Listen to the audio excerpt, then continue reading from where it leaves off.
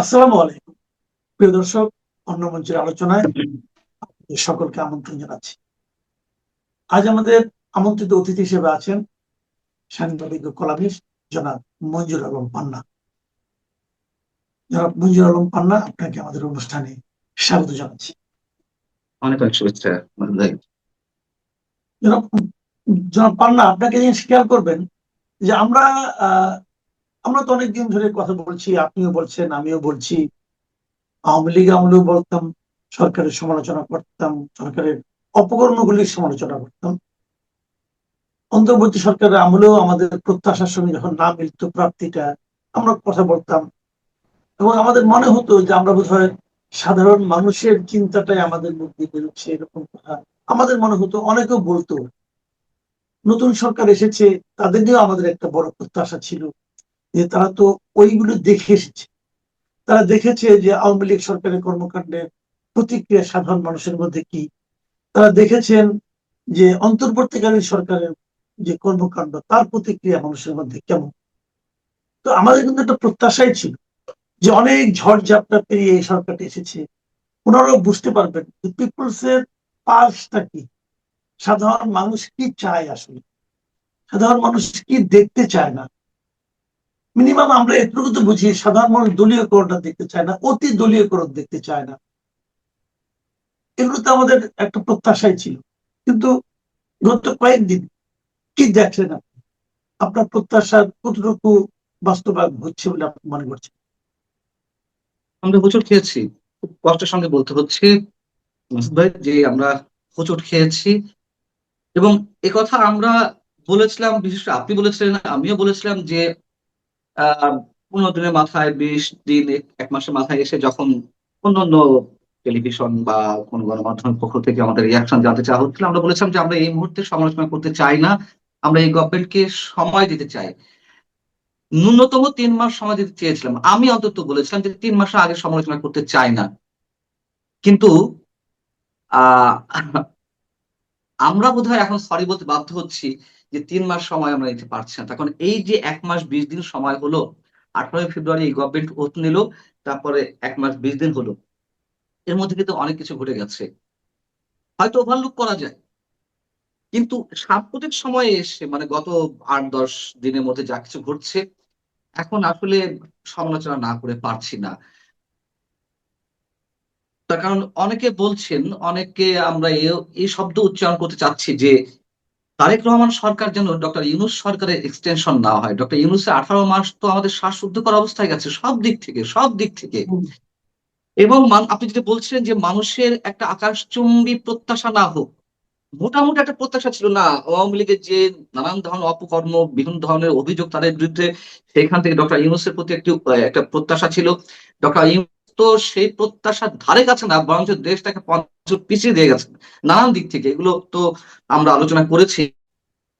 এখন সেই ডক্টর ইউনূসের প্রেতাত্মারা সম্ভবত এই সরকারের মধ্যে ঘাপটি মেরে বসে আছে, অথবা যে কোনো ভাবে সরকারের শীর্ষস্থানে যারা রয়েছেন কোনো এক তাদের হাত পা বাঁধা। এবং হাত পা বাঁধা কোথায়, আমি এক জায়গা থেকে বলি, একটা এক্সাম্পল দিই। সেটি হচ্ছে যে শুল্ক চুক্তি, মার্কিন শুল্ক চুক্তি, মানে যুক্তরাষ্ট্রের সঙ্গে আমাদের যে শুল্ক চুক্তি হয়েছে, এটি ডক্টর ইউনূস সরকারের সময় থেকে আমরা বলে আসছি। আমি অসংখ্যবার বলেছি যে নেক্সট যে গভর্নমেন্ট আসছে, এবং আমরা ধরেই তো নিয়েছিলাম যে বিএনপি ক্ষমতা আসছে, যদি ন্যূনতম একটা ফ্রি ফেয়ার নির্বাচন হয়, যদি বিএনপি ক্ষমতা আসে, তাহলে সেই বিএনপি গভর্নমেন্টের ডানা ছেড়ে ফেলা হলো। এবং আমরা দেখছি ডানা সম্ভবত ছেটে ফেলাই হয়েছে, সেই কথাই বাস্তবায়িত হয়েছে। মার্কিন শুল্ক চুক্তি আপনি দেখুন যে আমরা তেল কিনবো রাশিয়ার কাছ থেকে, যুক্তরাষ্ট্রের অনুমতি নিতে হয়, হ্যাঁ। আবার ডক্টর ফজলুর রহমান এসে এখন বলছেন যে এর মধ্যে কোনো গোপনীয়তা নেই। এই গোপনীয় শব্দ নিয়ে আমরা 1 বছর ধরে তর্ক বিতর্ক করলাম, এখন বলছে কোনো গোপনীয়তা নেই। তার মানে কি? আচ্ছা, যদি যদি যদি গোপনীয়তা না থাকে, তাহলে পুরো চুক্তিটা পাবলিক করতে সমস্যা নেই, পাবলিক জানাই দেয় চুক্তিতে কি কি আছে না আছে। সেটাই তো কথা। এবং পরবর্তীতে একটা পর্যায়ে এসে তারা না জানালেও মোটামুটি এটি ওপেন সিক্রেট হয়ে গেল কি কি ছিল সেখানে। আমরা তেল কোত্থেকে কিনতে পারবো, আমরা আমাদের আগ্নেয়াস্ত্র কোত্থেকে কিনতে পারবো, আমরা আমাদের পারমাণবিক বিদ্যুৎ কেন্দ্রের জন্য যে সাপোর্টিং লজিস্টিক সাপোর্ট গুলো, সেগুলো আমরা কোত্থেকে নিতে পারবো, এই সব কিছু যুক্তরাষ্ট্রের অনুমতি ছাড়া কিছুই করতে পারবো না। এবং সেটাই হচ্ছে। এই গভর্নমেন্ট আসার পর সেটা দেখলাম যে আমরা তেল কিনবো এই ক্রাইসিসের মোমেন্টে, সেখানে যুক্তরাষ্ট্রের কাছে আবেদন জানানো হলো। কিন্তু পরবর্তীতে এসে বলা হলো যে না, আমরা এমন কিছু বলিনি। এই যে মিথ্যার আশ্রয় নেওয়া, এগুলো কোনো প্রয়োজন ছিল না। আপনি দেখুন যে নির্বাহী বিভাগ থেকে বিচার বিভাগ পৃথকীকরণের যে বিষয়টি, সেই মাজহার হোসেন মামলার আমরা 1996 সালে ব্যারিস্টার ইশতিয়াক আহমেদ উনি এটি মামলা পরিচালনা করছিলেন, মামলা করেছিলেন সাবেক বিচারক মাজহার হোসেন সাহেব। সেই 96 97 থেকে শুরু করে 3 দশক কেটে গেল, কোনো গভর্নমেন্টই বিচার বিভাগকে আলাদা করতে চায় না। এবং আমি জুলাই সনদকে এতটুকু গুরুত্ব দিই না, বিন্দু মাত্র গুরুত্ব দিই না, বিকজ এটি গড়ে উঠেছে একটা প্রতারণার উপরে। এবং এই জুলাই সনদকে একটা বিশেষ গোষ্ঠী ব্যবহার করতে চাইছিল, রাষ্ট্রীয় ক্ষমতা নিয়ন্ত্রণ থেকে শুরু করে আরো অনেক কিছু। আমি জুলাই সনদের কথা বাদ দিলাম, সংবিধান সংস্কার পরিষদ হয়নি, আমি নিজে সাপোর্ট করেছি, বিএনপি এই জায়গায় ঠিক আছে। সংবিধান সংস্কার পরিষদ কোনো দরকার নেই, সংবিধান সংশোধনের জন্য আলাদা কোনো পরিষদ গঠনের কোনো ধরনের প্রয়োজনীয়তা নেই। কিন্তু এই কথাও তো বলে এসেছি যে মানুষের কল্যাণের জন্য, কল্যাণমুখী রাষ্ট্রের জন্য যা কিছু সংশোধন করা দরকার সংবিধানের, সেগুলো সংখ্যাগরিষ্ঠতার ভিত্তিতেই করা দরকার। বিএনপি সেখানে 2/3 সংখ্যাগরিষ্ঠতা নিয়ে এসেছে। সেখানে তারা, আমরা দেখলাম যে মানুষের যে প্রত্যাশাটা ছিল তার ধারে কাছে দিয়ে হাঁটছে না। এবং এই যে বিচার বিভাগ থেকে নির্বাহী বিভাগ পৃথকীকরণের যে বিষয়টি, এটি তো বিএনপি 31 দফা কর্মসূচিতে ছিল। বিএনপি বলে এসেছে আরে আমরা তো জুলাই সনদ মানবই, তখন জুলাই সনদে ভালো যা কিছু আছে তা আমাদের নেতা তারেক রহমানের যে 31 দফা কর্মসূচি সেখানেই রয়েছে। এটি বিএনপি ওই যে ঐকমত্য কমিশনের আলোচনা চলছিল সেখান থেকেই বলে আসছে।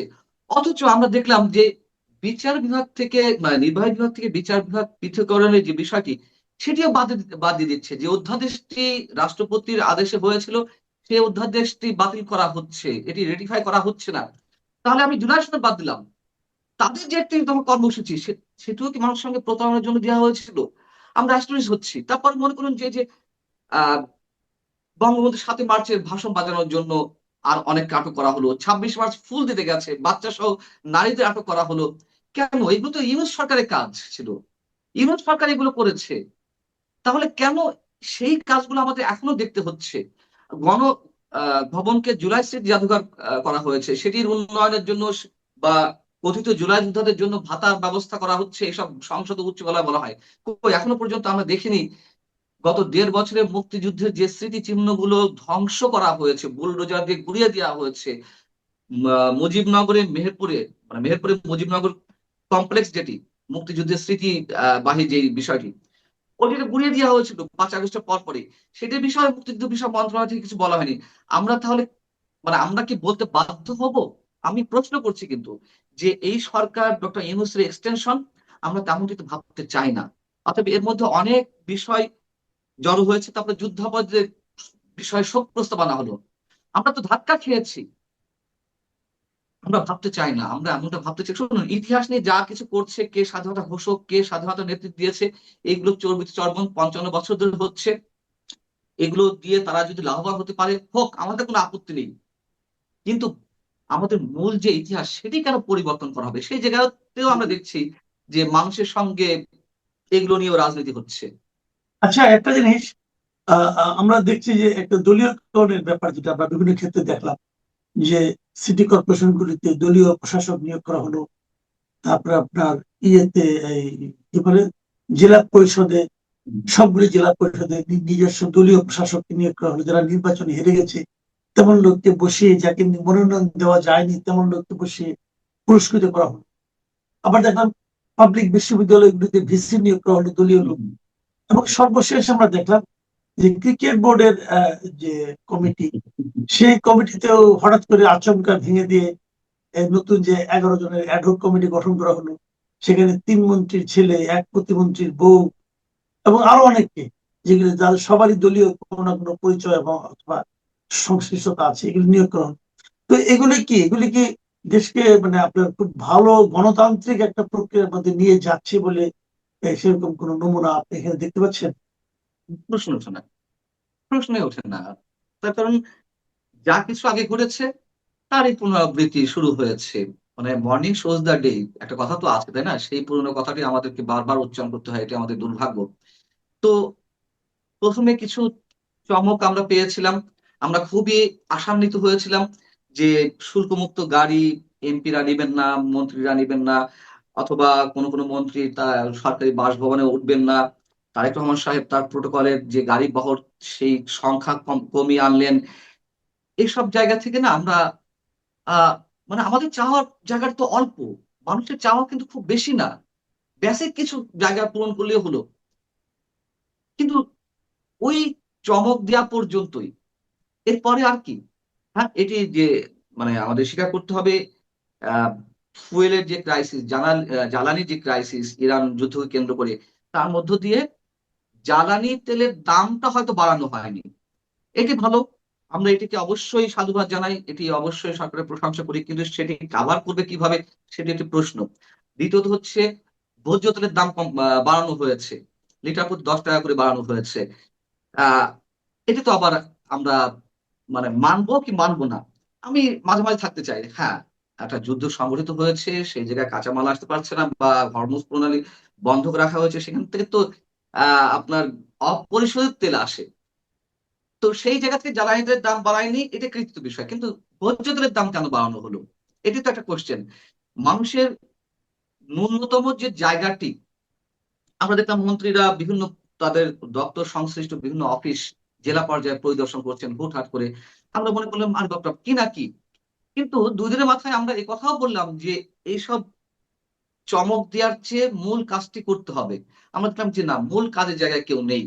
আর আপনি যে বলছেন যে জেলা প্রশাসনে, জেলা পরিষদ বা আহ উপাচার্য মানে ভার্সিটিতে উপাচার্য নিয়োগের ক্ষেত্রে যে দলীয়করণ, কি বলবো বলেন, এখানে কিছু বলা আছে? মানে আর কোনো ভালো সিমটম কি এই 1.5 মাসে আমাদের সামনে উপস্থিত হয়েছে? হয়নি তো। আমরা কি এর সমালোচনা করতে গেলে কি বলবে যে আমরা সরকার বিরোধী কথাবার্তা বলছি, সেই ডক্টর ইউনূস সরকারের মতন? অথবা আওয়ামী লীগের সময় যে আমাদেরকে বিএনপি জামাতের দালাল বানিয়ে দেওয়া হতো, এখন কি আবার বানিয়ে দেওয়া হবে আওয়ামী ফ্যাসিস্টের দোসর? ইউনূস সরকার বানিয়েছে, এখন এই সরকারও বানাতে পারে, বানাতে পারে, অস্বাভাবিক কিছু না। আমরা তো অলওয়েজ অপোজিশনে, তাই না? অপোজিশন বলতে আমরা সরকারের খারাপ কাজগুলোর সমালোচনা করি, এটাই তো একজন সাংবাদিকের কাজ, এটাই একজন একজন সাংবাদিকের বৈশিষ্ট্য। আমি তো বলবো না তারেক রহমান আজকে আম, ইন ছাড়া অফিসে গেছেন, একটা কেডস আর একটা সাদা জামা পরে গ্যাভার্ডিনের প্যান্ট পরে গেছেন, আরে বাপরে বাপ তাহলে এটি বলেই তালি দেবো, এটা তো না। আমরা তো বলবো না তারেক রহমান 12 ঘন্টা কাজ করছেন 8 ঘন্টার জায়গায়, ভালো কাজটাকে করার জন্য নিয়ে আসা হয়েছে, খারাপ কাজ করার জন্য তো কোনো গভর্নমেন্ট নির্বাচিত করা হয় না। অতএব যেটা আনইউজুয়াল সেটা নিয়েই আমরা সমালোচনা করবো। এখন সেটি সমালোচনা করতে গিয়ে যেহেতু এমন ইউনূস সরকার মতন এই সরকার আমাদেরকে শেখ হাসিনার দোষর বানিয়ে দেয়, দেওয়া হচ্ছে, অলরেডি শুরু হয়ে গেছে, শুরু হয়ে গেছে। তো আমরা তো অবাক হই না, বিস্মিত হই না, কষ্ট হয় একটু। আচ্ছা, আমাদের পররাষ্ট্রমন্ত্রী বহুল আলোচিত, আচ্ছা বিএনপি, উনি কি বিএনপির কোনো কমিটিতে কখনো ছিলেন? উনি কি বিএনপি রাজনীতি করতেন নাকি? আমি এটা জানি না, আপনি জানেন নাকি?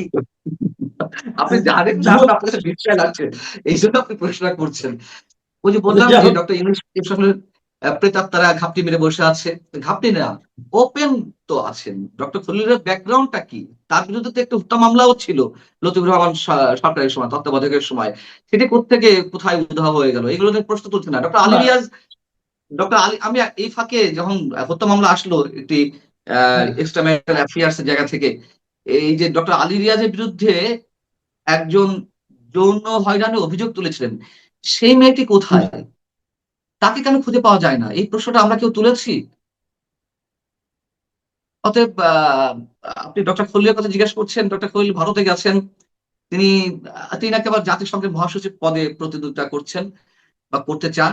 তিনি জনগণের টাকায় মানে খরচ টরচ সব মেনটেন করে এখন তার ব্যক্তিগত এজেন্ডা বাস্তবায়নের জন্য দেশ থেকে দেশে তিনি সফর করে বেড়াচ্ছেন। এই যে ভারত গেছেন, তার অন্যতম এজেন্ডা ভারতকে কনভিন্স করা জাতিসংঘ মহাসচিব পদে তিনি লড়বেন।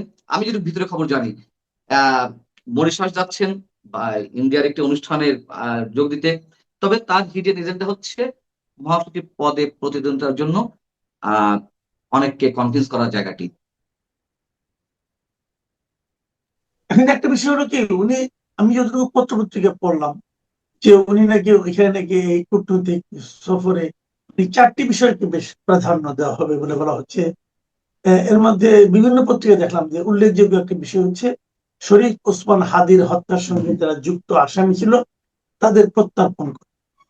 তো আমি না একটা জিনিস বুঝি না, সেটা হলো শরীফ ওসমান হাদির যারা খুনি তাদেরকেও, তারা ওখানে আছে, ইন্ডিয়াতে আছে, তাদেরকে তো ফিরিয়ে আনতেই হবে, বিচার করতে হবে। কিন্তু এই যে আমাদের জুলাই আন্দোলন হলো, এই জুলাই আন্দোলনে যারা হত্যার অভিযোগে অভিযুক্ত তারাও তো অনেক এখানে আছে। তো কোনটা বেশি ইম্পর্টেন্ট, মানে শরীফ ওসমান হাদির হত্যাকারীকে আনা, নাকি জুলাই হত্যার যারা দায়ী ছিল, যাদের মধ্যে অভিযোগ আছে, বিচার করতে হলে তো আসামিদের লাগবে। তো অনুপস্থিতিতে বিচারটা তো ভালো না।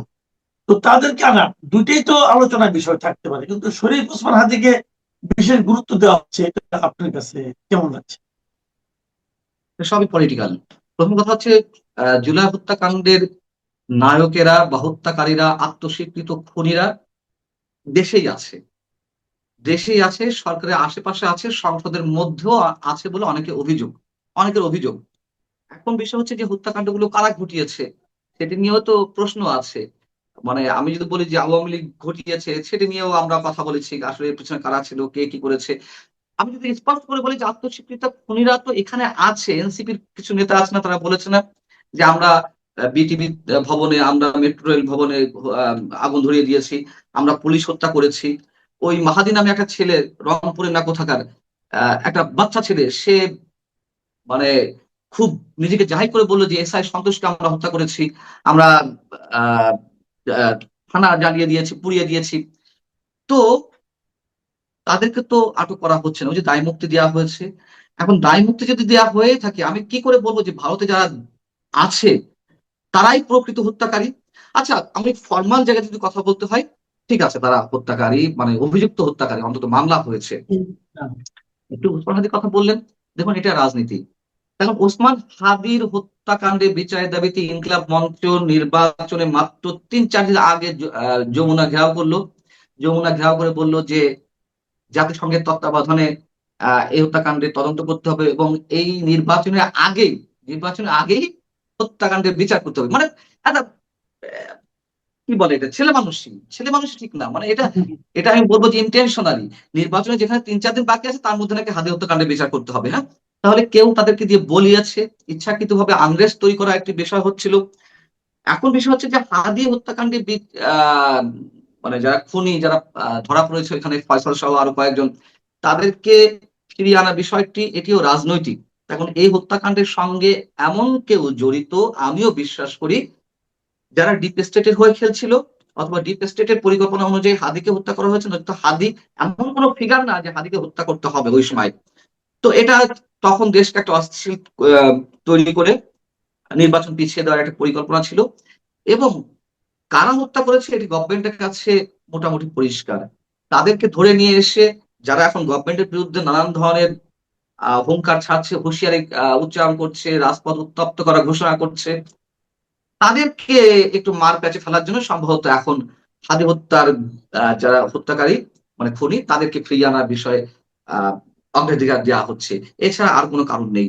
মানে ওই যে উইল ফোর্সটা, সত্যি সত্যি বিচারের মানে সুষ্ঠু বিচার কার্যকর করা, এটি আসলে উদ্দেশ্য না, এটি পরিষ্কার। অতএব যারা ফরমালি আমরা বলবো যে হত্যাকারীরা ভারতে পালিয়ে আছে, তাদেরকে না নিয়ে এসে, মানে জুলাই হত্যাকারী, তাদেরকে না নিয়ে এসে কেন হাদি হত্যার খুনিদের আনা হচ্ছে বা গুরুত্ব দেওয়া হচ্ছে, মূল বিষয়টি এখানে, সবই পলিটিক্যাল, আর কিছু না। জি, আমরা একদম শেষ পর্যায়ে আছি। আমি এক শেষ প্রশ্নটা আপনাকে করতে যাচ্ছি, সেটা হলো যে এই যে বিভিন্ন অধ্যাদেশ, 133টা অধ্যাদেশের মধ্যে 98টা তারা পাশ করে নিচ্ছে, এবং 4টাকে বাতিল গুলো, যেটা নিয়ে আপনি বললেন যে বিচার বিভাগ নিয়ে, এবং কতগুলিকে সংশোধন করা হচ্ছে। এই সংশোধন যে 16টা করা হচ্ছে, তার মধ্যে একটা হলো যে অন্তর্বর্তীকালীন সরকার যে আওয়ামী লীগের রাজনৈতিক কর্মকাণ্ড যে এটা নিষিদ্ধ করেছিল বিচার চলাকালীন, সেটাকে একটু তারা চেঞ্জ করতেছে। চেঞ্জটা এমন যে এই নিষিদ্ধ করলেও এই সময় যদি কেউ করতো নিষিদ্ধ থাকাকালীন, যদি কেউ স্লোগান দিত অথবা অনলাইনে লেখালেখি করতো, তাদের জন্য কি শাস্তি হবে এই বিধানটা কিন্তু অন্তর্বর্তীকালীন সরকার নির্ধারণ করেনি। এখন চেঞ্জটা হচ্ছে এটাই, তারা শাস্তিটাও নির্ধারণ করে দেওয়ার চেষ্টা করতেছে, মানে নির্ধারণ করে দেবে, এটা এরকম আমি যতটুকু জানি আর কি। তার মানে এটা তো অন্তর্বর্তীকালীন সরকারের সময় যেরকম ছিল আইনটা, এখন তার চেয়েও আরো বেশি কঠিন করা হচ্ছে আওয়ামী লীগের নিষিদ্ধ করার ব্যাপারে। হুম, হুম, হুম। অথচ এই সরকারকে মানে এই বিএনপি কে আমরা বিএনপির চেয়ারপারসন টাইম ম্যাগাজিনে গেছে ইন্টারভিউতে বলেছিল তারা কোনো রাজনৈতিক দলকে নিষিদ্ধ করতে চায় না। তাদের বিএনপি এখানে যারা ছিলেন তারাও বলেছেন তারা কোনো নিষিদ্ধ করতে চান না। কিন্তু এখন দেখা যাচ্ছে অন্তর্বর্তীকালীন সরকার নিষিদ্ধ করেছে, সেটার মধ্যে আরো তারা শাস্তিটা যুক্ত করতেছে, মানে আরো জটিল করতেছে। তো এটা কি, এটা কি স্ববিরোধিতা নাকি এটাই আসলে বিএনপি চেয়েছিল মনের থেকে? এবং যদি এটা চায় তাহলে কি বিএনপির জন্য এটা রাজনৈতিক ভাবে কোনো বাড়তি সুবিধা দেবে? প্রশ্ন ওঠে না বাড়তি সুবিধা দেওয়ার। আপনার শেষ প্রশ্নটা দিয়ে শুরু করি। বাড়তি সুবিধা দেওয়ার প্রশ্নই ওঠে না, বরং এটি আত্মঘাতী হবে। মানে বিএনপি জেনে শুনে বিষ পান করা যে বিষয়টি, সেটি করছে। তখন আওয়ামী লীগের রাজনীতি নিষিদ্ধ করে আওয়ামী লীগকে অবদমিত করে রাখা সম্ভব নয়। এটি চর্বিত চর্বণ, এটা আমরা বলে আসছি, এখনো বলছি। যখন জামাতকে নির্বাহী আদেশে নিষিদ্ধ করা হয়েছিল 2024-এর 2রা আগস্ট সম্ভবত, আওয়ামী লীগ সরকার পতনের আগে আগে, তখন কিন্তু আমরা সমালোচনা করেছিলাম। জামাত যুদ্ধাপরাধী সংগঠন হিসেবে অভিযুক্ত হওয়া সত্ত্বেও, জামাত আমাদের স্বাধীনতা বিরোধী শক্তি হওয়া সত্ত্বেও আমরা কিন্তু সেটি সমালোচনা করেছি। যদি জামাতকে নিষিদ্ধ করতে হয়, আইনের আওতায় নিয়ে এসে নিষিদ্ধ করতে হবে। আর আমি জামাতের সঙ্গে অবশ্যই আওয়ামী লীগের তুলনা করতে চাই না। আওয়ামী লীগ আওয়ামী লীগের বিরুদ্ধে মানে ওই সরকার থাকাকালীন অবস্থা অনেক ধরনের অভিযোগ আছে, গুরুতর অভিযোগ আছে, সব ঠিক আছে। কিন্তু আমি কোনো অবস্থায় স্বাধীনতা বিরোধী শক্তির সঙ্গে, জামাতের সঙ্গে আওয়ামী লীগের তুলনা করব না। তারপরেও যে প্রশ্নটা স্পেসিফিকলি তুলেছেন, সেটি হচ্ছে বিএনপি সম্ভবত মনে মনে চেয়েছিল। আপনি নিজেও একটি কন্টেন্টে যে শিরোনামটি ছিল, তাহলে বিএনপি কি মনে মনে চেয়েছিল? সম্ভবত চেয়েছিল। তার কারণ যখন আওয়ামী লীগ নিষিদ্ধের বিষয়টি ওঠে, তখন বিএনপি উদারতার পরিচয় দিচ্ছিল, না আমরা কোনো রাজনৈতিক দলকে নিষিদ্ধ করার পক্ষপাতী না। যখন কিছু জঙ্গি আর কিছু রাজনৈতিক দল তারা এই আওয়াজটি তুললো যে আওয়ামী লীগ রাজনীতি নিষিদ্ধ করতে হবে, তখন হুট করে মানে তাড়াহুড়া করে 2 দিনের মধ্যে সন্ত্রাস বিরোধী আইনের সংশোধন করা হলো। যেহেতু জাতিসংঘ এবং আন্তর্জাতিক মানবাধিকার সংগঠনগুলোর একটি চাপ ছিল যে রাজনৈতিক দলকে নিষিদ্ধ করা ঠিক না, সেই জায়গায় তারা কি করলো, রাজনৈতিক কার্যক্রম নিষিদ্ধ করলো, সন্ত্রাস বিরোধী আইনে 18 এবং 20 ধারা সংশোধন করলো, করে আওয়ামী লীগের রাজনৈতিক কার্যক্রম নিষিদ্ধ করলো। এখন যেহেতু 30 দিনের মধ্যে অতীত অধ্যাদেশ আকারে হয়েছিল সংশোধনীটা, রাষ্ট্রপতি অধ্যাদেশের মাধ্যমে, পরবর্তী প্রজ্ঞাপন করা হলো ডক্টর ইউনূসের নির্বাহী আদেশে, আওয়ামী লীগ রাজনৈতিক কার্যক্রম নিষিদ্ধ করা হলো। এখন 12ই এপ্রিলের মধ্যে যদি এটা না তোলে বা রেটিফাই না করে, তাহলে আওয়ামী লীগ অটোমেটিক্যালি রাজনীতিতে চলে আসবে।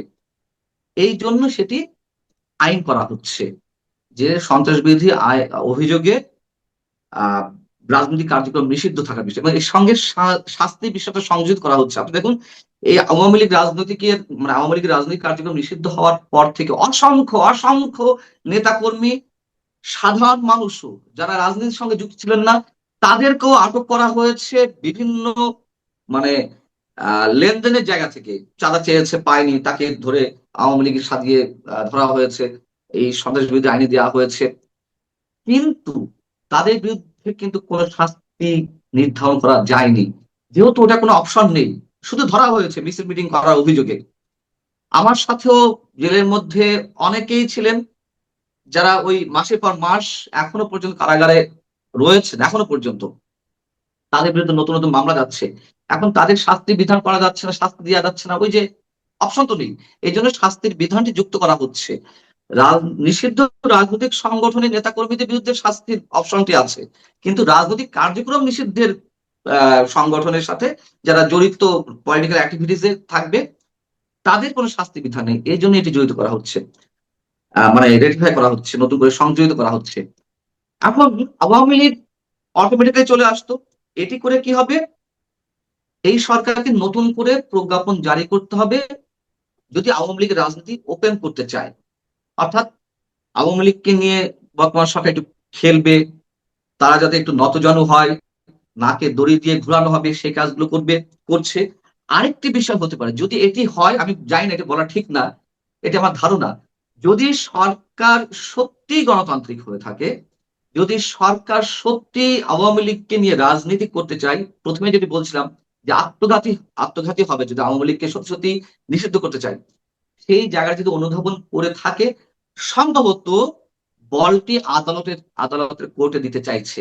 সম্ভবত আমি যদি পজিটিভলি ধরি, এখন এটি আইন হবে, আওয়ামী লীগ আরো মানে একটা আনসার্টেনিটির মধ্যে চলে যাবে, কবে রাজনৈতিক নিষেধাজ্ঞা কার্যক্রমের মানে রাজনৈতিক কার্যক্রমের নিষেধাজ্ঞার বিষয়টি উঠবে না উঠবে, তখন আওয়ামী লীগ হয়তো আদালতে যাবে।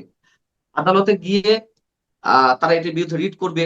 তখন হয়তো আদালত নির্দেশ জারি করবে যে না, যেই অধ্যাদেশের বলে বা যেই আইনের বলে আওয়ামী লীগকে সন্ত্রাসী সংগঠন হিসেবে নিষিদ্ধ করা হয়েছে এটি অবৈধ। যখন আদালতে রায় চলে আসবে তখন আওয়ামী লীগ ওপেন হয়ে যাবে। তখন সরকার বলতে পারবে যে না, আমরা তো কিছু করিনি, এটা আদালতের নির্দেশে আওয়ামী লীগ ওপেন হয়ে গেছে। জামাত এনসিপি যে চাপটা দিত সরকারের উপরে সেটি হয়তো হবে না। আমি বলছি আমাদের আশাবাদের জায়গা থেকে গভর্নমেন্টের প্রতি যদি গণতান্ত্রিক মনোভাবের জায়গা যদি আমাদের আস্থা থেকে থাকে, সেই জায়গা থেকে বললাম, হতে পারে, অস্বাভাবিক কিছু না। না, এই যে আশাবাদ আপনি করছেন, কিন্তু এত কিছু তো করার দরকারই ছিল না যদি এবার এটা না তুলতো। এই 15 দিনের মধ্যে তারা যদি না তুলতো। এনসিপি জামাত বলতো যে ডক্টর ইউনূস নিষিদ্ধ করেছিল সন্ত্রাসী সংগঠন, আওয়ামী লীগের রাজনৈতিক কার্যক্রম নিষিদ্ধ করেছিল, আর তারেক রহমান এসে ফ্যাসিবাদকে সুযোগ করে লক্ষ্য দিল। করেন, খুব মজার একটা ব্যাপার আছে, যাই হোক এটা নিয়ে আলোচনা আমাদের দীর্ঘ চলতে থাকবে, তবু ওইটুকু বলি আমি শেষ করি।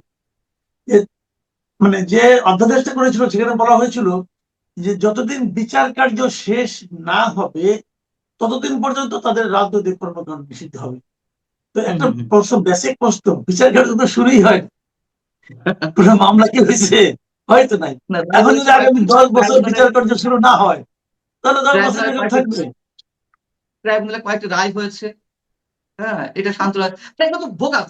পুরো জুলাই আন্দোলন, শুনুন ভাই, শেখ হাসিনা সরকারের পরিবর্তনটা অনেকেই চেয়েছিলাম, অনেকেই চেয়েছিলেন, এবং আমরাও চেয়েছিলাম যে এইভাবে নির্বাচনহীন অবস্থায় একটা সরকার যুগের পর যুগ থাকবে, বছর পর বছর থাকবে, এটা হতে পারে না। নির্বাচনের মাধ্যমে Right. আওয়ামী লীগ আসে, আবার আসবে।